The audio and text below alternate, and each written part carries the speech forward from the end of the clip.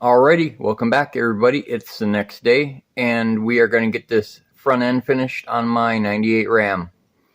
I have got everything set up so we can go ahead and just get going here. First I'm going to go ahead and show you the underside where the four-wheel drive actuator is. And I've cleaned that surface already, so it's just ready to get set up for sealant. And then we'll move to the diff cover and get that cleaned up and ready for sealant, and then get the brakes on, put the wheels on, get everything filled up, and that'll be it. So let's get started. Okay, so this is pretty straightforward. This is the Ultra Black from Permatex, and they have many different types of the gasket maker. Different colors means different things.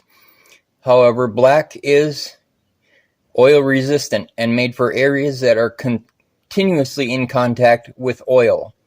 So since this is the axle, that's what I'm starting with, is using the Ultra Black to make my gaskets for the axle and the four-wheel drive actuator. Alright, so as you can see, we are down where the four-wheel drive actuator is, and this is the coupler that switches between the four-wheel drive and the neutral.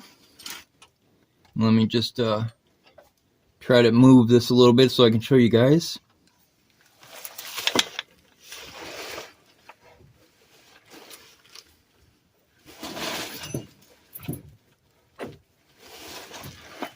There, so this coupler, which is hard to move by hand,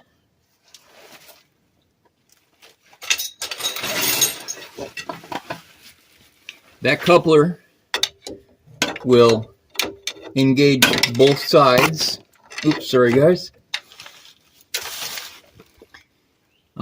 This will engage both sides of the axles. This is the intermediate shaft, this is the axle shaft. When they couple together, that will lock it in four-wheel drive, and that's what this fork here does. This fork goes on that groove and then moves back and forth to lock the four-wheel drive in. Now, I'm not going to be bolting this down yet, just because it needs to be have the RTV put on. But what I do need to do is make sure that there, to make sure that it's in the correct position when I go to bolt it down, because I don't need to be smearing any of the RTV anywhere. All right, so there, okay. So now I've already cleaned both surfaces, and I'm going to take my Ultra Black, and I'm just going to go around here so that when I put that cover back on, it keeps all the axle fluid in the axle.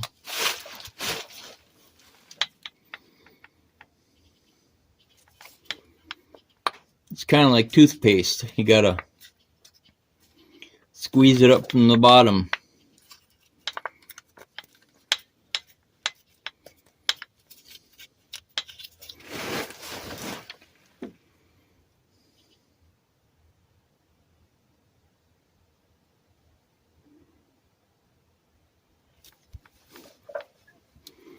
You might see me swatting around at things. Those are just the Minnesota state bird, the mosquito. Now that spring is here, it's mosquito season. There's really two seasons here in Minnesota. There's winter, and then there's road construction and mosquito season.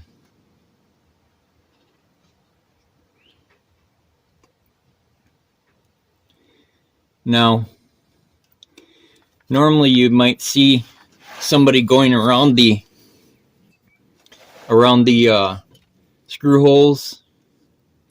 However, in this case, these screws are not, I mean, they are there to obviously protect, to hold the actuator in. And some people will go around screw holes and make, you know, all sorts of loop-de-loops and whatnot.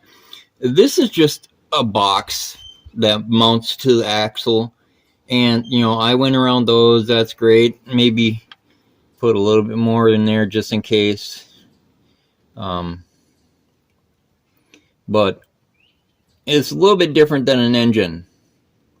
And so I'm just going to make sure that I'm close on this so it doesn't leak. Now, getting metal in the axle would be a problem. Getting a little bit of RTV in the axle, it's a contaminant, but RTV is not going to hurt gears, especially in a minuscule amount. So we're going to go ahead and get this set up.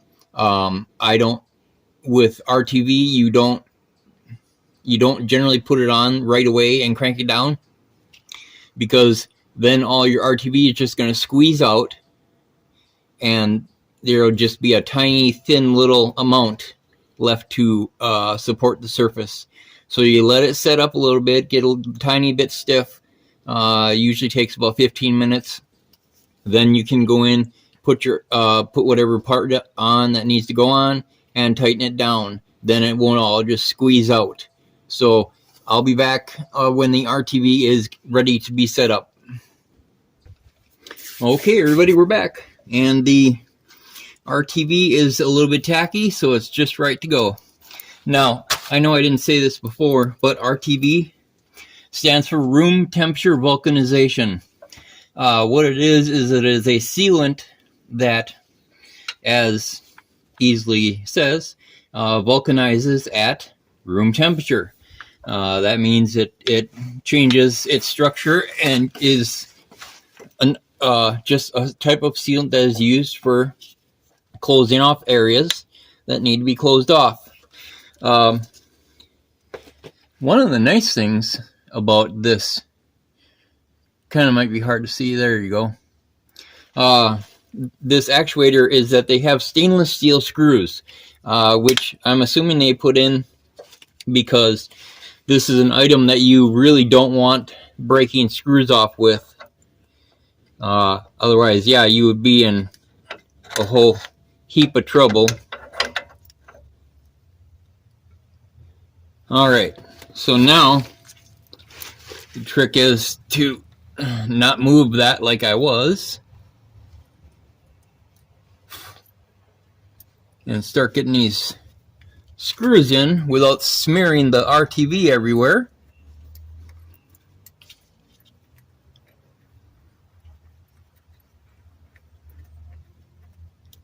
Alright, so we got two in. Get the third one in, and then the fourth one in, and then just take and tighten it down.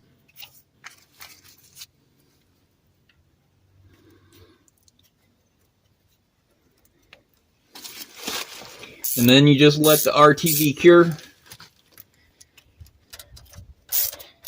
Generally over a 24-hour period.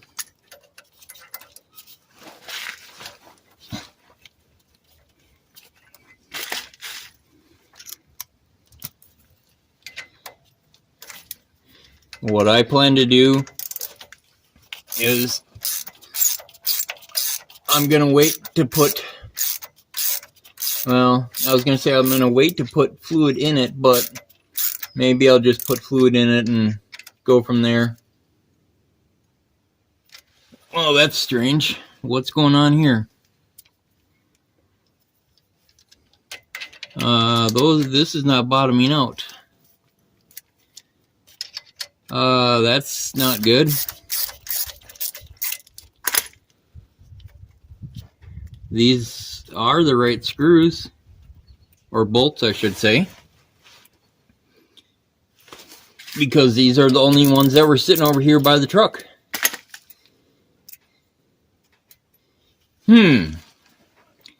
Well, this is going to be a big problem, because that RTV is setting as we speak. So I need to figure this out. I'll be right back. Alright everybody, here I am back. I have literally no idea what's going on. I think somebody's playing a joke on me, because these are the only bolts that were next to my truck where all the parts were. Now,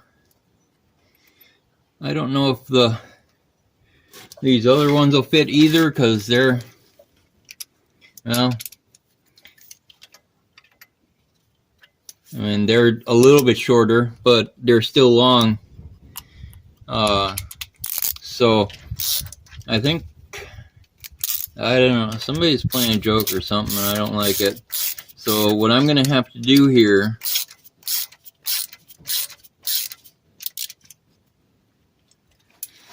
is take all these other bolts out that are wrong, put in these shorter ones for now, because these shorter ones are not correct, and they are square heads, which definitely aren't right.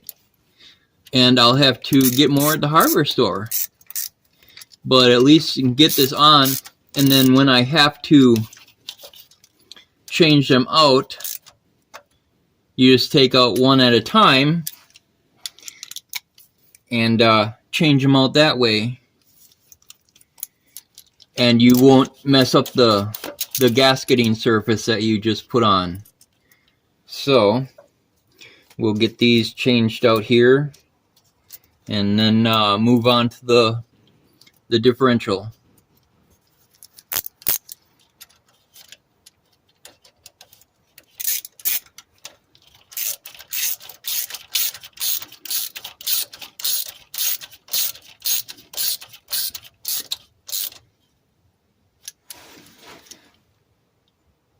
And you can see some of the silicone is starting to squeeze out some.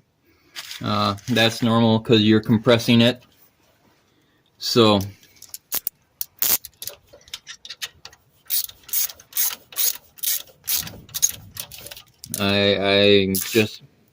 I'm kind of at a loss, guys. I don't get what I'm seeing here.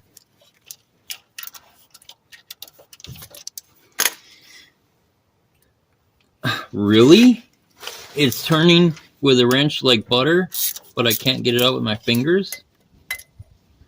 Something's not right. Alright, one left, and this one is actually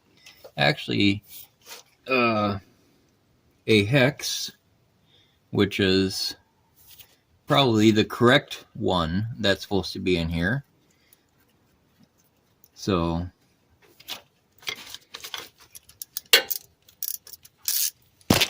oh, sorry, really hit you hard that time.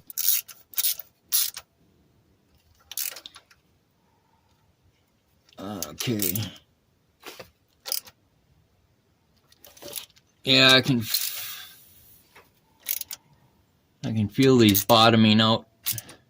So even these are too long. But they're gonna hold it for now.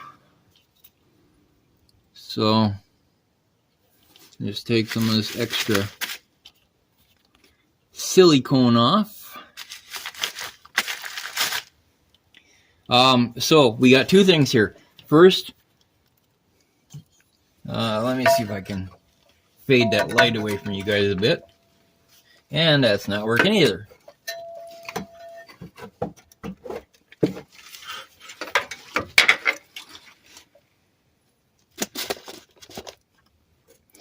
So we got two issues. The first is the vacuum line here that's broke.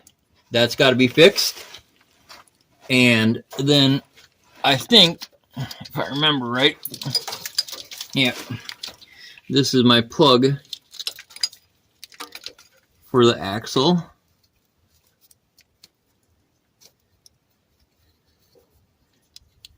And I don't think it, oh boy, well, I'm going to say that based upon the location here of how it's bent, that plugs in that way. So I'm going to have to fix this vacuum line here and replace those, but this is sealing up nice and well right now, so let's move on to the front axle. Alright everybody, here we are back at the front axle, and I actually cleaned off, yeah, there we go. I cleaned off my ID tag, and I see that my axle ratio is, let's see if we can get focused, 3.54. So, being a truck that's a fairly decent axle ratio is why I don't have much top end, but I got lots of torque. So that'll go back on the truck. Now, let's go ahead, and I need to get the ring of the carrier clean and wiped off so I can put on some RTV on the front of this one too.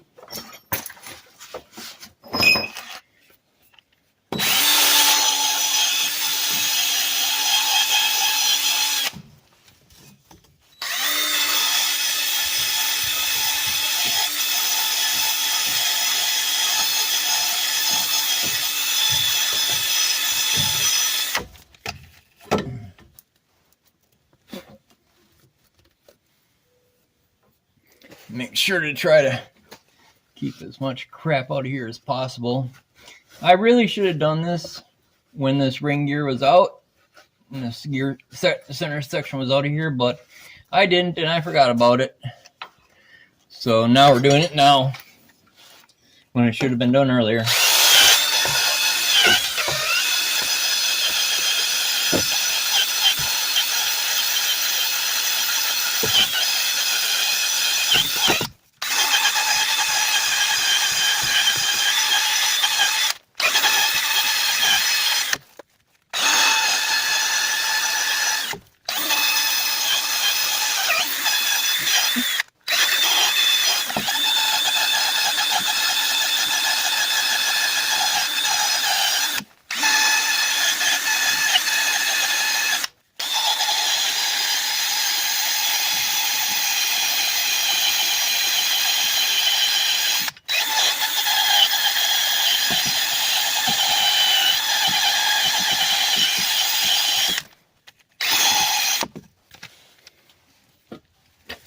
Alright guys, that looks pretty good. Now let's try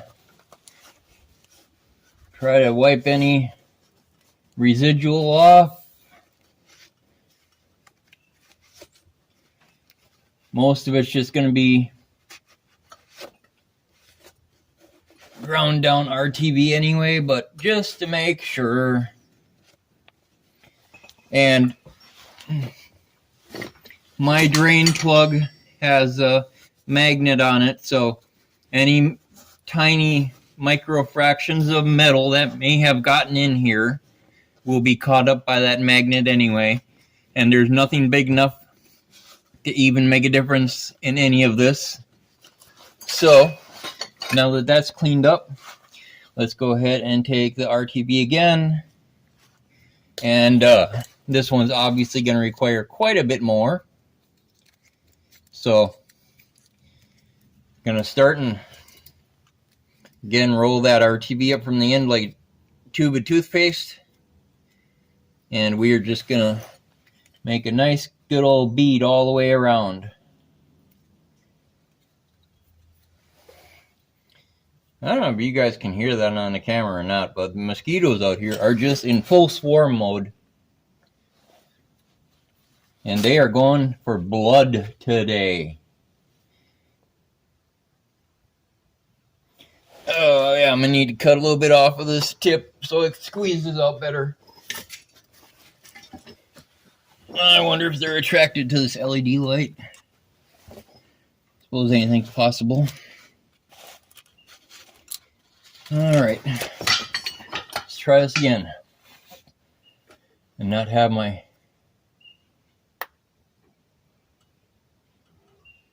lifeblood drained out of me.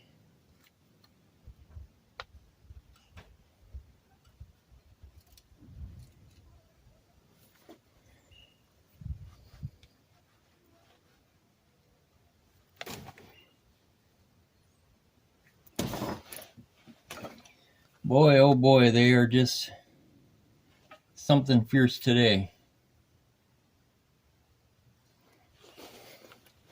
It's funny, only the females bite. Because they need to suck your blood out to feed their young.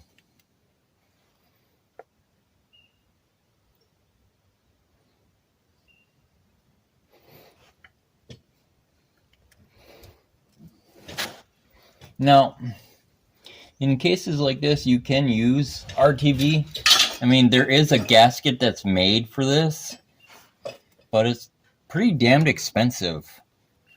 And really not in the mood to pay for an outrageously expensive gasket.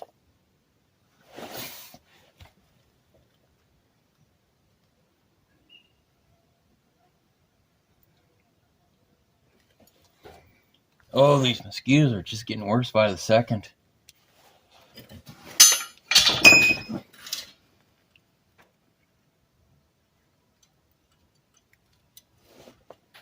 All right, guys, I'm going to have to come back. They're bothering the hell out of me, so I need to get some bug spray. All right, everybody, back to normal. All right, so another thing most people do with RTV, of course, they usually wear gloves doing this too, is they will use their fingers to smear the RTV around, which is fine. It's not a problem at all. It's not going to hurt you. Mosquitoes are still trying to get to me, but now can't get through the bug spray to get to me. I probably used way more RTV than I should have. But hey, at least then I don't have to try to apply again. I can just wipe any excess off on the rag I have sitting here next to me. Although this stuff is also insanely expensive now too, just like everything else under Bidenflation. I was paying $5 a tube for RTV, and now it's $12 to $18 a tube. So yeah. All right. So I got pretty good bead sitting here on this.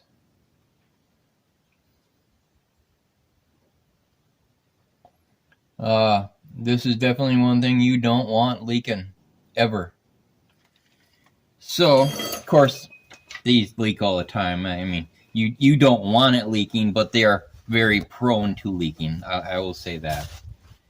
So, now we're going to let this set up, and we will come back to this, put the cover on, and then we're going to do the brakes.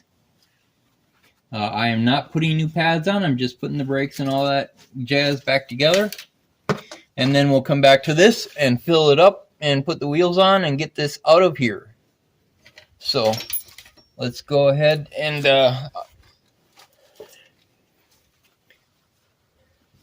I will be back in just, well, for you it'll be just a second. All right, everyone, I am back,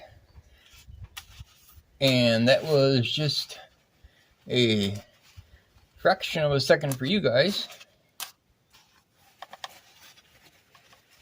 So let's get all the hardware, and I have gone ahead and cleaned up my pan also, so the surfaces should be just fine. Now, here's the trick. As with the actuator, you got to try to keep the part in place while you're screwing it in place or bolting it. I use those interchangeably all the time, so that's just how I am. But, put the piece in place, have a bolt ready in hand, put it up, match it up, keep from sliding the silicone everywhere. And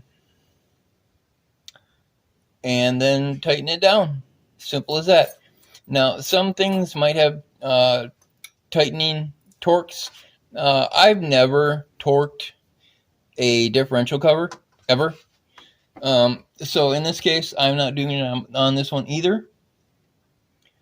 But you do need to make sure it gets down nice and tight. So here we go. We're going to take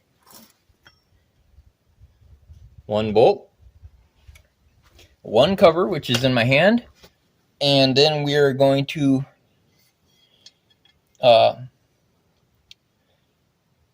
play shapes and colors, and that is to match the shape of the differential with the shape of the cover, so you get it down right the first time. Okay, that looks right to me, and the writing is the right way up. So now we take bolt in hand, cover in hand, and do not set this down until you know you are extremely close to where you need to be.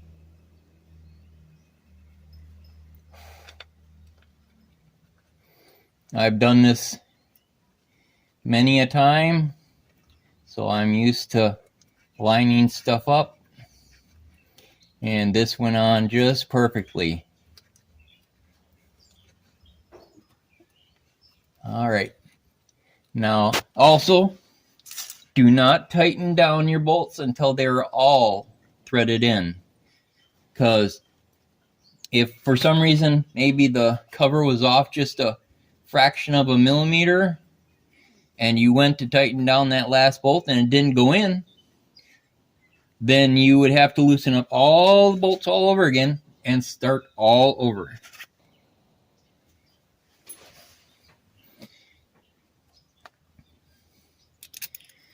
Put the ID tag on there.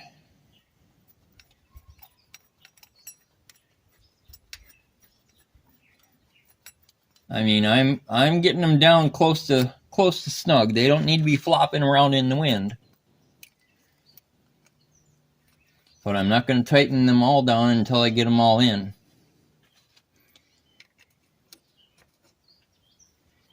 See, just like that one, the pan or the cover looked like it was lined up exactly, but when I put that bolt in, the cover shifted just a hair, a fraction of a millimeter. It just moved to go into place. And if they would have all been tightened down, that meant I would have had to loosen everything back up and start all over again. As for the trick for filling up a differential, there are fluid specs out there for you to get if you want. I think mine is 2.8 or 2.4 quarts, I want to say. Something like that. Anyway, well, I got 3 quarts of axle fluid, 75 140, I believe. And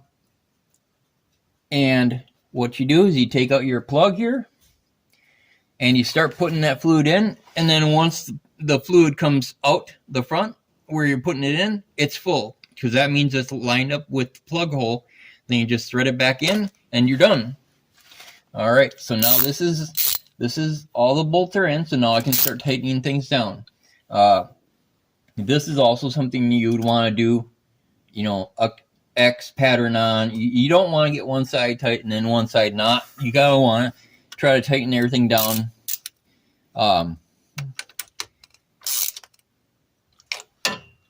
Start by tightening things down.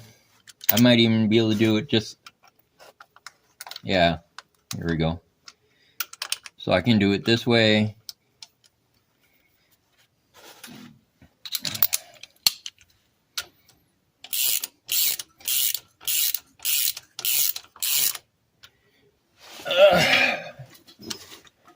And then we're just gonna go ahead and snug up all these bolts here.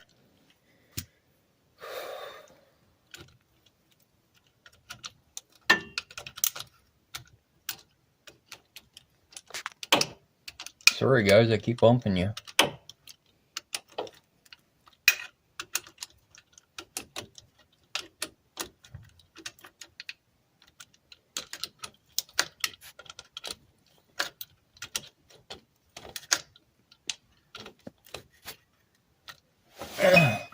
That's 8.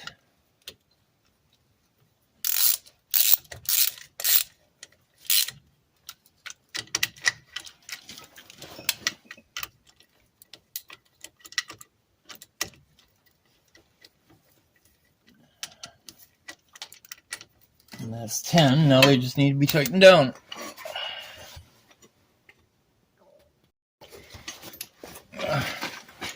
All right, everybody. So now what we're going to do, that everything's been snugged down, we're going to just go ahead and tighten everything down. I'm going to let it set a little bit more before I fill this up with fluid. We will, after I'm done with tightening this, we're going to get on getting the brakes done. And then we'll come back and fill this up and then put the tires on, and it's done. And then I can get this darn thing out of my barn. Obviously, I have more work to do to it, like the rear leaf springs and the front coil springs. I'm upgrading to 3/4 ton. But that isn't going to stop it from running. So we'll start here, and these are just going to get tightened down.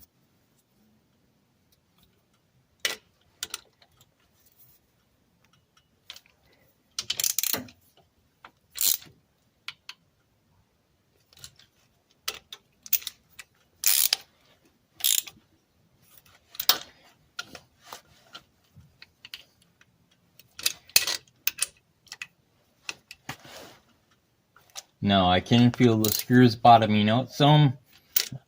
I might have wanted to let this RTV set a little bit more than it did, but hopefully it just seals up and doesn't leak. Technically, I should be waiting until tomorrow to put fluid in here. But I don't know. I'll think about it.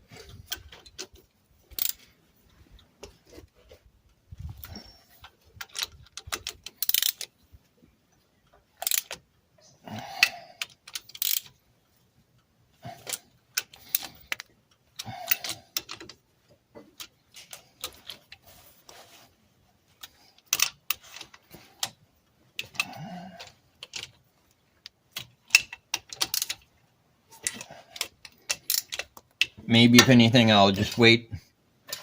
I'll wait a few hours to get this set up good, nice and good, and then I'll fill it up later today.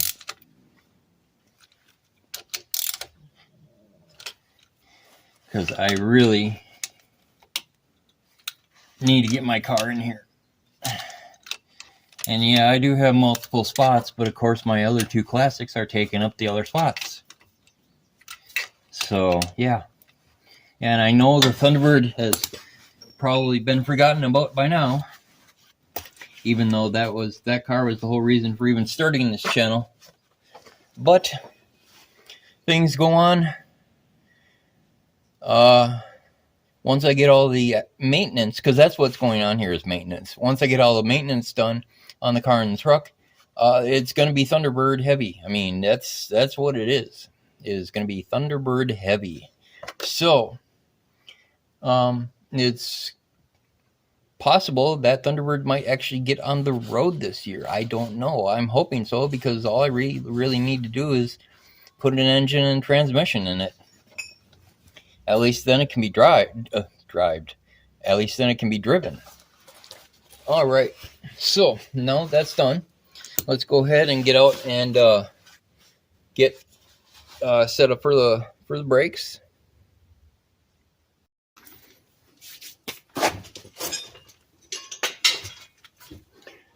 All right, everybody. Brakes are fairly self-explanatory. Put the rotor on, put the wheel spacer on, Loctite them down, put the caliper on, bolt that down, reconnect the drag link on this side, grease everything. That actually has to be first. And it's done. So let's go ahead and get that handled. Now, these are the brake caliper slide pins. Now, I don't have caliper slide grease, so I just use what I got, and that is wheel bearing grease. So it'll work. It's not exactly what's needed, but it'll work. All right, so we're going to take the grease gun, and we're going to grease up the joints on this side.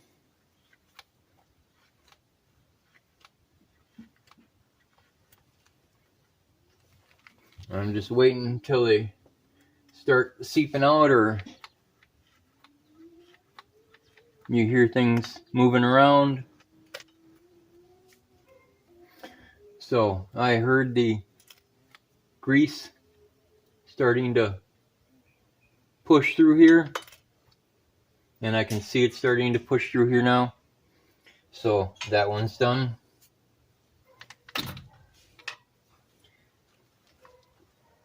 And I got the fitting on this side that's tucked way down here for this ball joint that I installed. Very hard to see.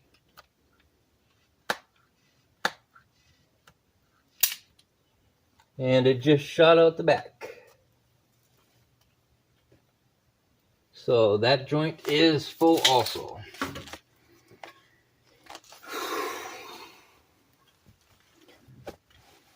And that leaves the ball joint on the drag link.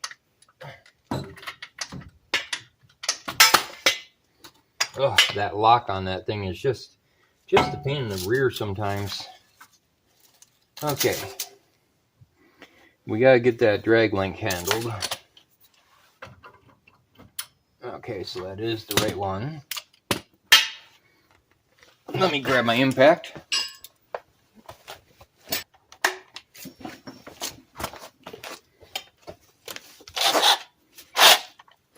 I'm gonna take the, I know you guys can't probably see what I'm doing here, but just taking the castle nut off the drag link. Now we lift this back up.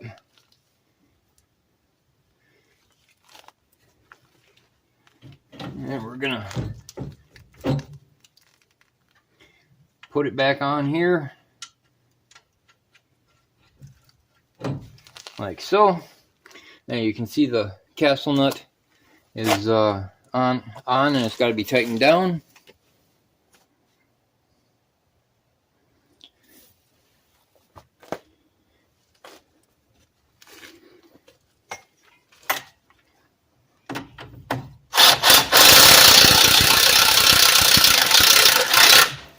And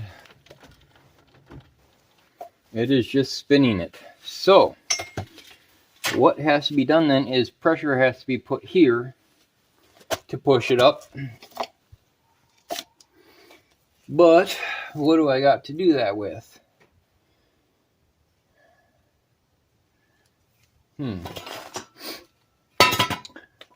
I might just have to move some things around here.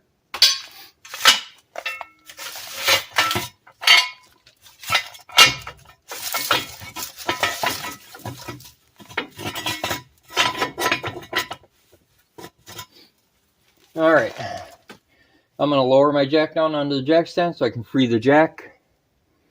But that's not going to work because that's too far over, so I will have to use this side.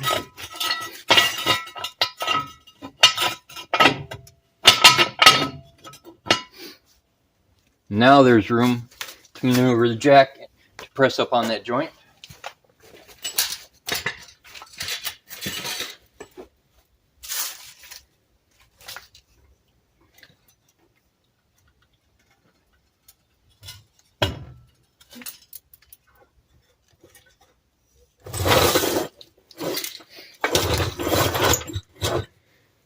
going to need something to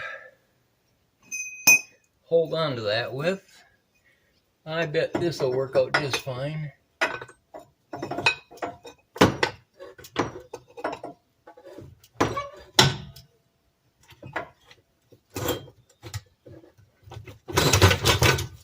Come on.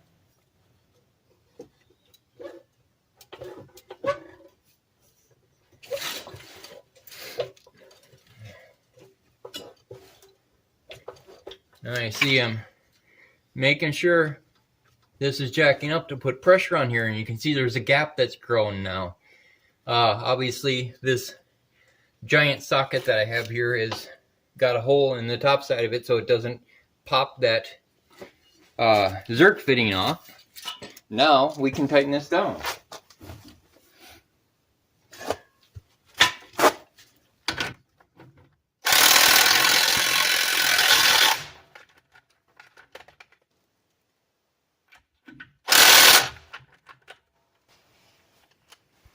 All right. Now, there is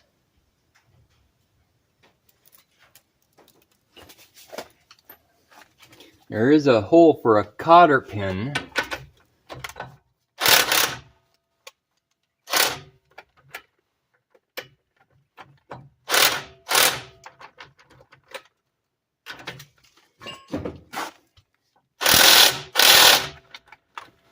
Kind of hard to line it up though. Doesn't want to turn anymore.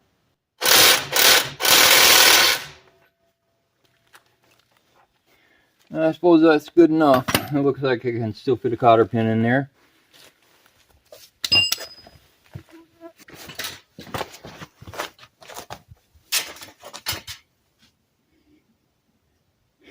Alright, now remember guys, cotter pins are a dime a dozen. Don't reuse them. You're just asking for problems by reusing them. You can get cotter pins at any auto parts store, and once they're bent, you've taken the structural rigidity out of the pin, and then they're easier to break.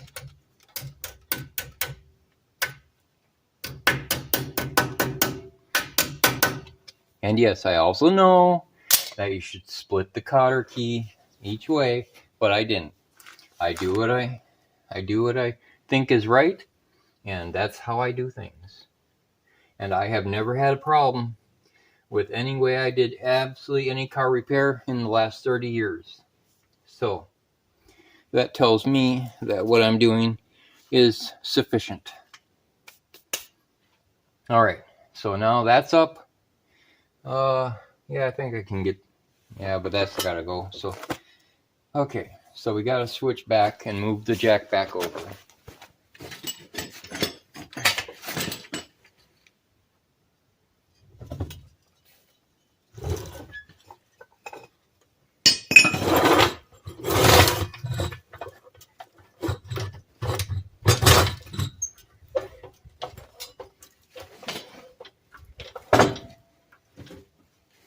All right.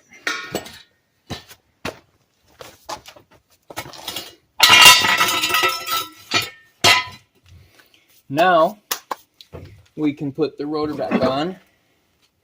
And yes, I have had to clean these rotors because after sitting for 5 months,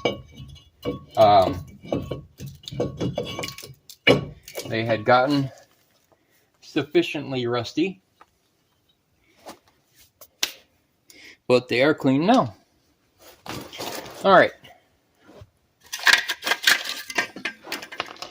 So, start by putting the spacer on. And this didn't get done last year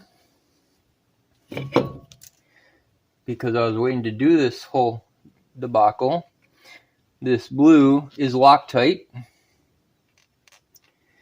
and I'm using it to lock the lug nuts down that go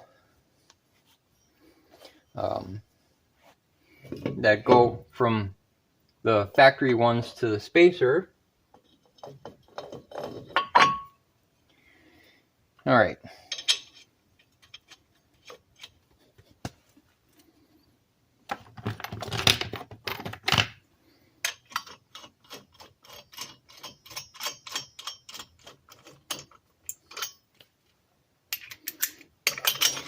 Don't put Loctite on your actual wheel studs. That is a big no-no. Why isn't that one going on right? I'll have to look at that one, I guess.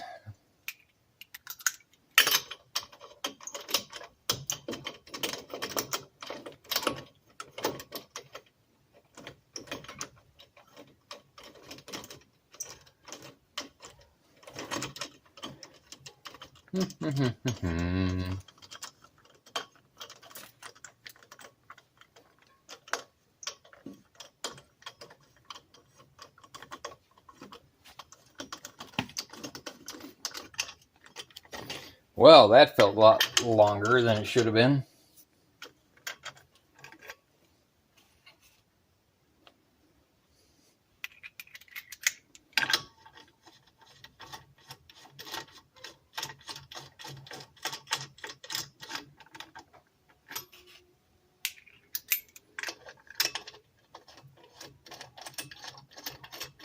Well, it went on that one. Whatever.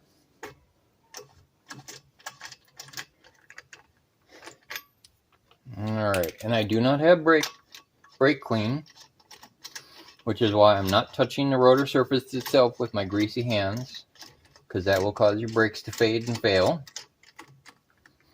Okay, spacers. Spacers, at least for this truck, get torqued down to 80 foot-pounds. And I know you can't see that. Anyway, it's at 80.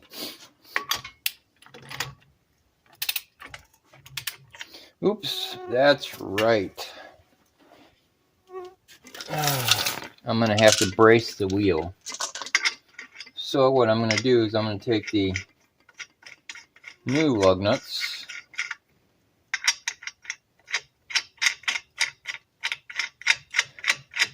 and put those on temporarily because I need to brace against the lug nut studs to stop this rotor from turning.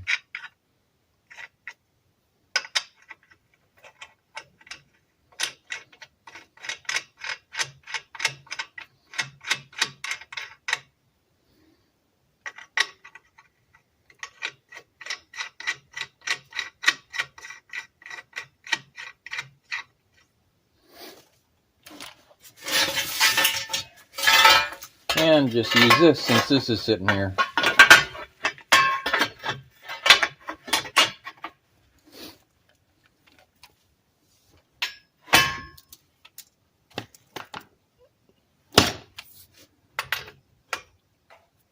One, two, three, four, five.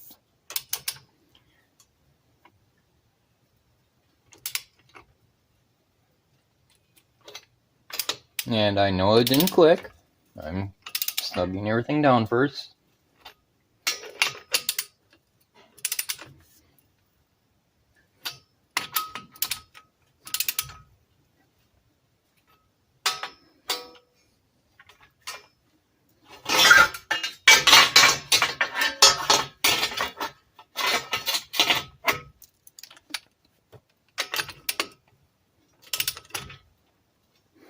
All right.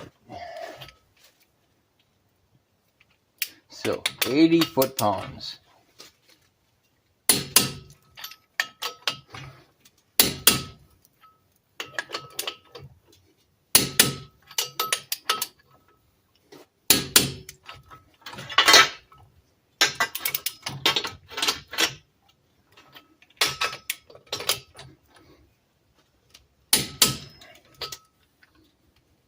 And we're going to make one more run on that.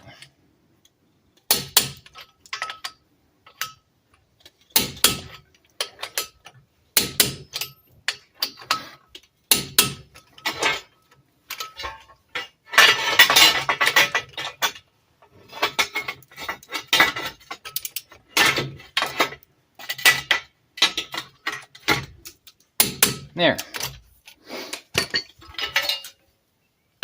Now, the lug nuts themselves will get torqued down to 110 foot-pounds because that is what is recommended from the manufacturer. Now, we take the brake caliper, sitting right there. Yeah, it's got quite the bend in it, so figure out which way this was twisted. And these brake pads are trash, I know that too.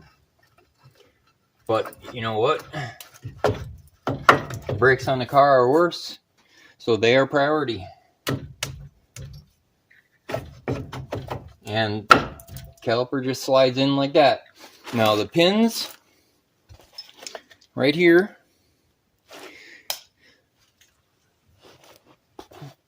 I need my grease. These slide right into the back of the caliper.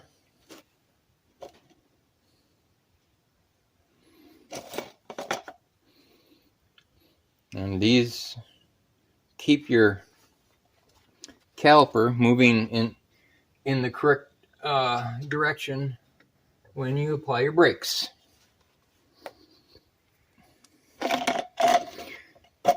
Boy, even with bug spray, these little nasty things still trying to buzz me.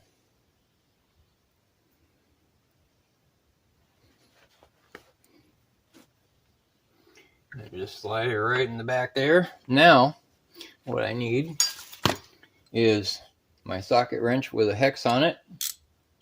This is a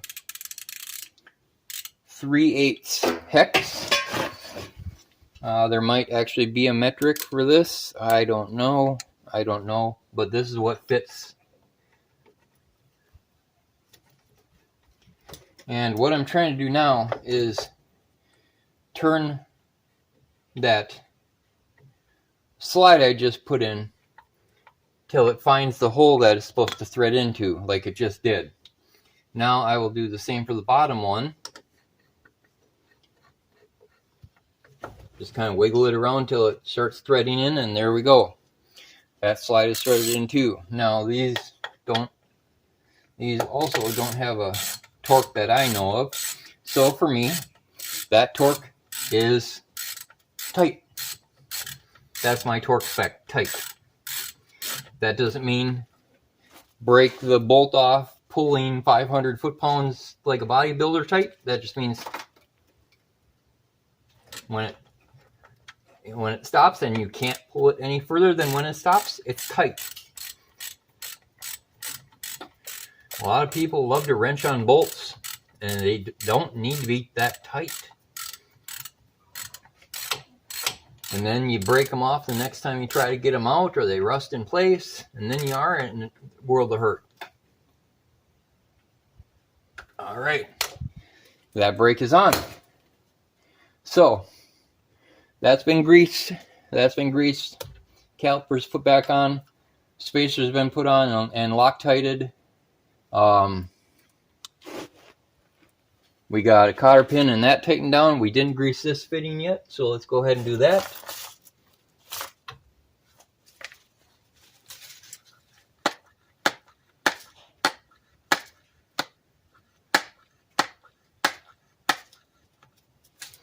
And I can hear it, and I can see the boot getting bigger.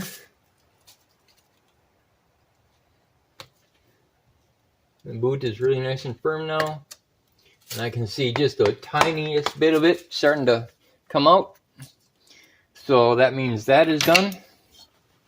So the next step,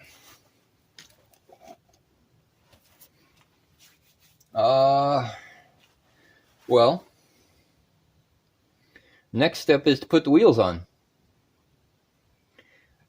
So, get the other brake done. So I'm going to go get the other brake done, and then we're going to come back and get the wheels on, and then I'm going to let the axle cover RTV set up a little bit, and then we'll fill that up, and she is done. Connect the battery and get it out of here. So let me go ahead and get the brakes on the other side. There's no reason for you to watch me do what I just did. And then we will put the tires on.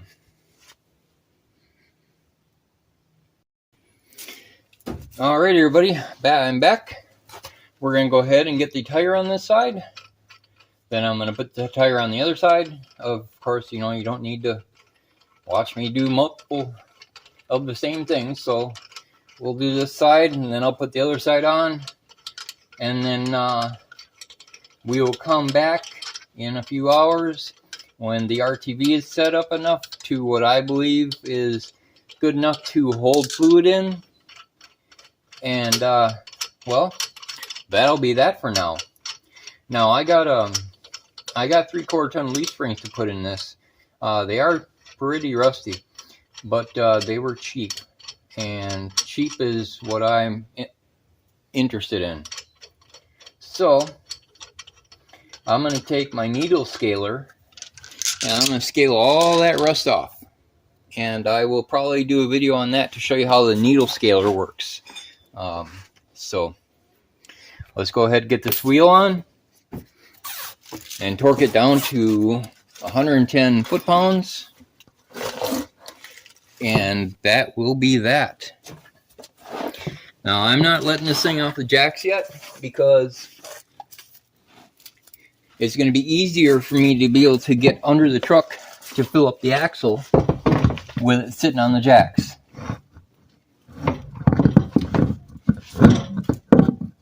All right. So for this particular vehicle, the center cap actually goes on first and uses the lug nuts to hold it in place. Now, you might be wondering, well, that's a big piece of plastic. What if it breaks away? Well, it's not actually holding, it's not actually sounding between here, and here. These are just holding it in place. They're actually coned into the wheel.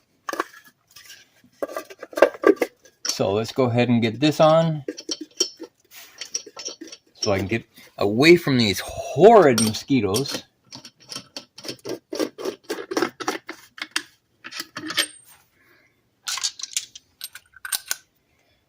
All right, we're getting there, guys. You know, I kind of was beginning to wonder if this day would ever come. Sometimes my life is just, every day is just another big something to do, you know? Some guys just, you know, they say they're going to do something and they get that chance to do it right away when they say it. And some people don't, like me, you know? This has been, this should have been done last November. It's May. 6 months this thing's been sitting. And it's been sitting because, well, I wake up generally to have something that needs to be done every single day. And that's just part of having life on a farm and a regular 9-to-5 job and a YouTube channel and a plethora of other things to do. And now we're going to set this up for 110. So I'm going to turn this handle on this torque wrench till it zeroes out at 110, which is right there. You're supposed to be able to tighten it down right there, but it's not tightening. I don't know why. I mean, kind of feels like it's locking in place, but it doesn't always, so you just kind of have to watch it at times.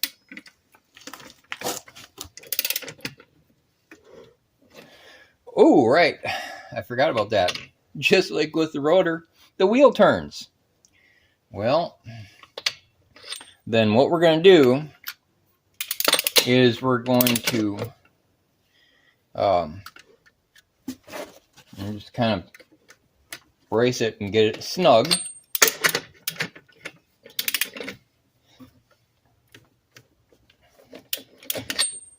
And then it can be lowered down so it touches the ground.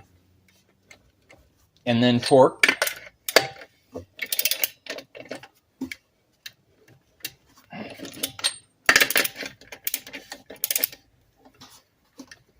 All right. Now I know the camera is really close to this wheel right now, and I do apologize for that, but it's just the name of the game as it is right now.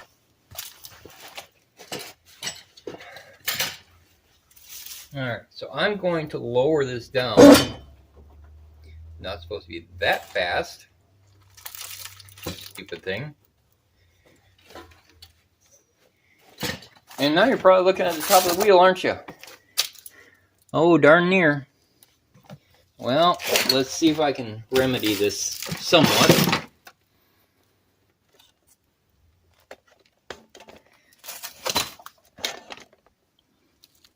There. That's a lot better, and I should have done that in the first place, but, you know, you live, you learn. So, now the wheel's touching the ground. I can go ahead and start torquing this down.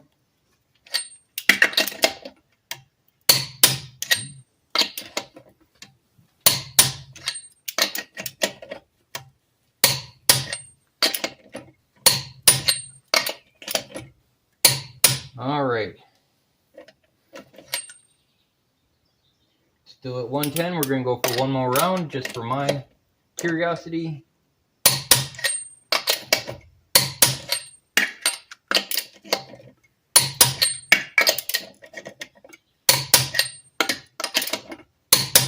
All right. So I'm going to go ahead and get the other wheel on, and then we are going to come back in 2 or 3 hours, fill up the axle, fire her up, and get her out of here. Sounds like a plan, guys? Sounds like a plan to me. Alright, everybody. I am back. It's been a few hours. So now it's time to fill up the axle. And I'm going to start by getting that fill plug out. So let's go ahead and get that done.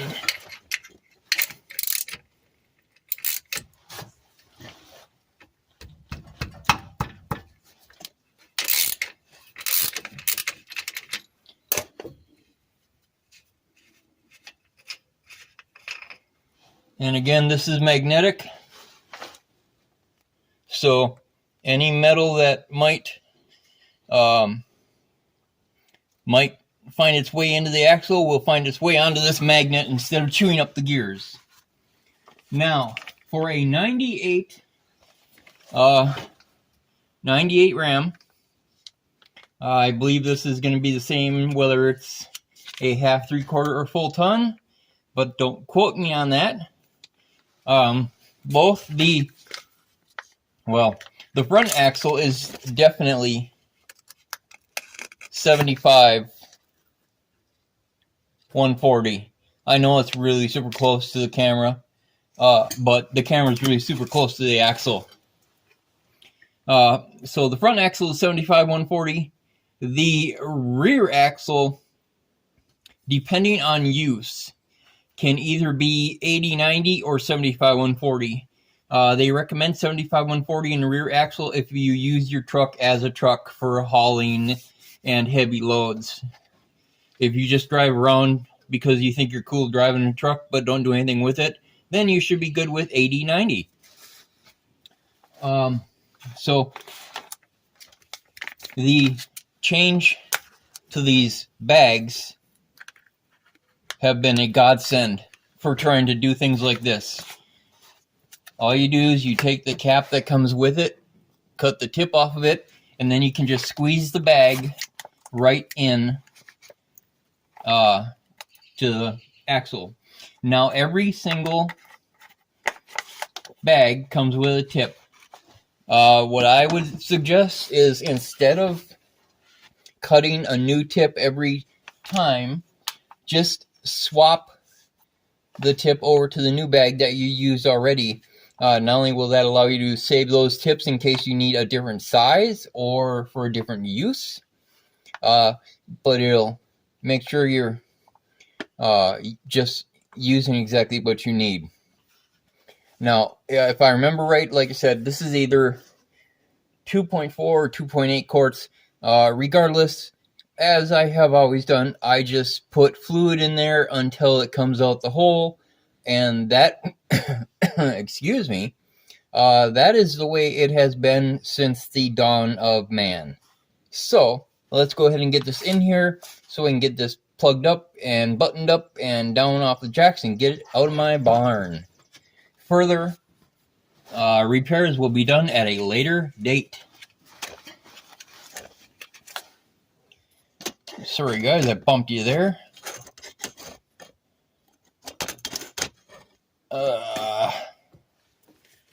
Just yet another. Yeah, it's already trying to seep out. So if I go up and in, maybe that will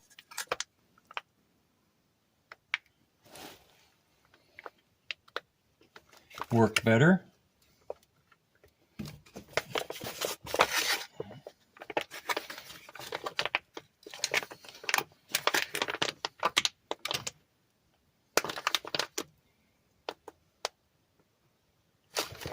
And as usual, the demon blood suckers are still out and about trying to drain me of all of my blood.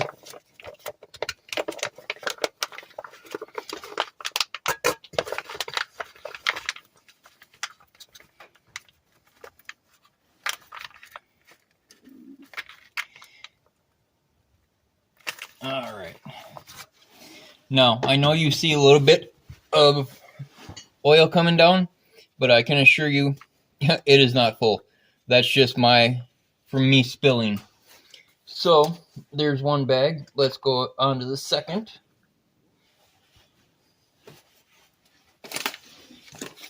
Another way to tell if you are full or not is to actually just stick your pinky in the hole, and if you can feel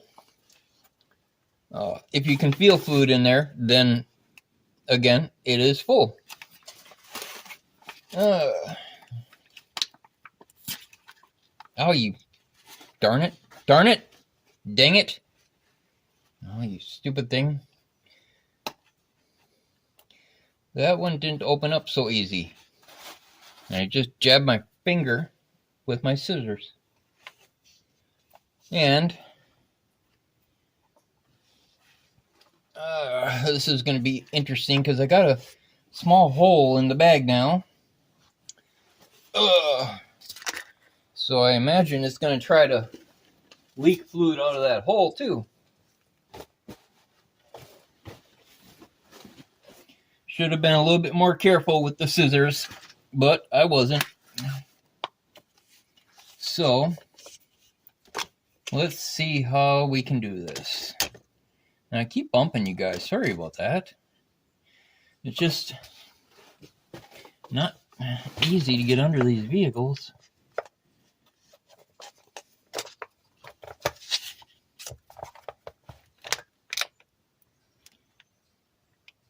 Put my finger over that hole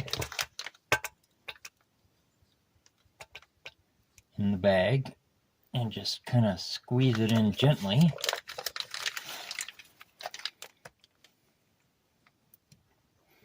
Until you try to fill up an axle with the old oil container kind of deals, you'll never know how nice it is to have these bags to do this.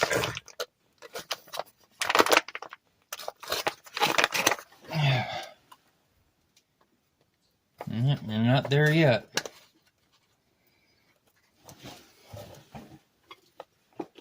All right, let's shoot for number 3. Now these bags are quarts, so if it's 2.4 quarts, then it should just be like half of a container. Otherwise, it would be almost a full container. So I don't feel like going into the house to try to look that back up again. I thought I would remember it because I looked it up so many darn times. But when it came right down to it, I didn't remember. So, well, fortunately I didn't poke a hole in this one. Well, let's get this all filled up.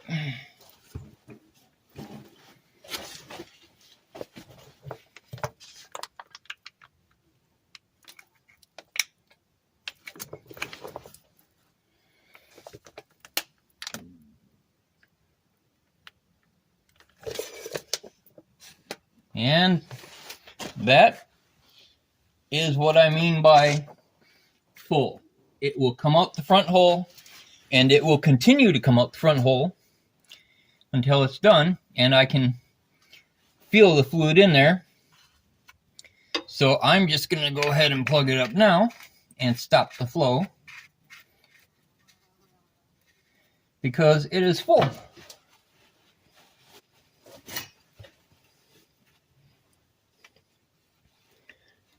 Now, I'm not sure if you guys can see or not. I might try to get you a little bit better shot, but I don't know. Looking at it, I'm looking at what you're seeing right now, and I might be able to describe it. So you see where the fill plug is in reference to the axle tubes.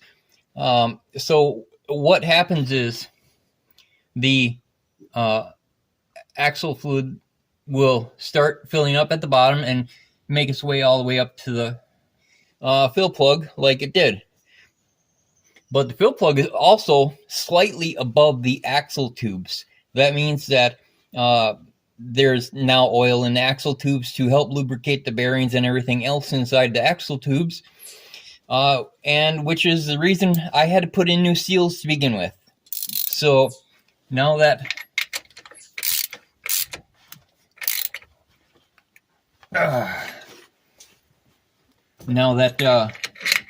my axle has fluid in it, fill plug is snug like a bug in a rug. I'm just wipe this grip off of here. Now, the next step is to get her off these jacks and get it out of the barn and go take it for a test drive. So let me check here. So got both ball joints in, top and bottom on both sides. Both have been greased. Drag link has been greased. Differential has been tightened and sealed up. Actuator has been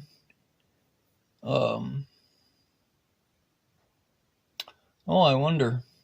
The actuator is plugged in, but the vacuum line for the actuator is not. So I wonder if that might cause me any issues, but I'll check it out. All right, so I mean, everything else is on. Brakes are on. Spacers are bolted on. Wheels are on, tightened down. Everything's torqued up. To me, that looks like a done job. So let me get this off, and then we will go out for a test drive. All right, guys. Well, boy, I miss driving this thing. Wow. But after 6 months, it looks like it's finally done. We're going to go for a quick test drive here. And you can see how hazy it is outside. It is so smoky. Those Canadian wildfires coming down from Canada up there. Boy, that smoke just envelops the entire United States. That is just crazy.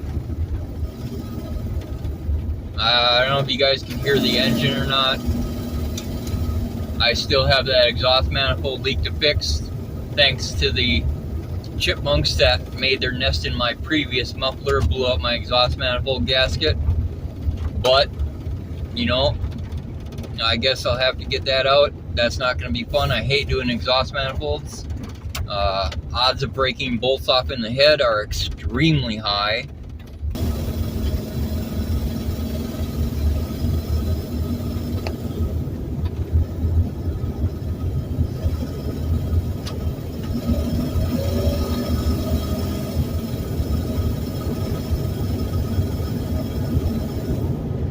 Definitely rides a lot nicer, a lot more stable, and definitely a lot less play in the steering.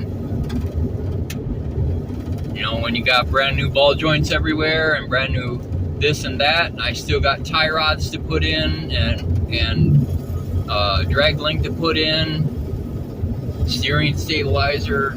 So there's more parts to put in and make it even more tight in the front end. But it's really responsive. I like it a lot, and this is going to be a very good fix to the truck. And now I can fix my car, which is just driving me insane. So many things going wrong all at once with both the truck and the car. I can't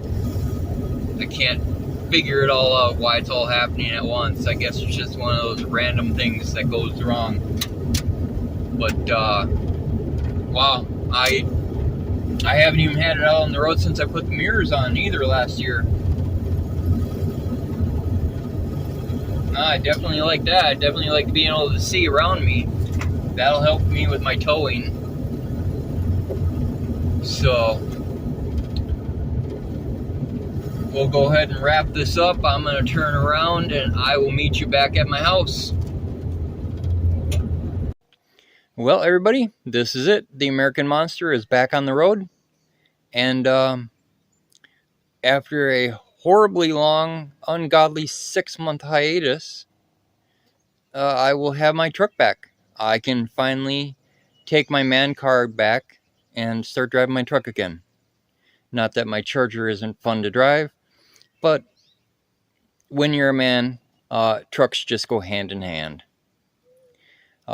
So I hope you enjoyed this extra long, extra crazy series. We will definitely be doing more work to this truck as time progresses, but the one thing that was seriously needed to get the truck back on the road is done. So I hope you enjoyed it. Remember to like and subscribe, and I will see you all later.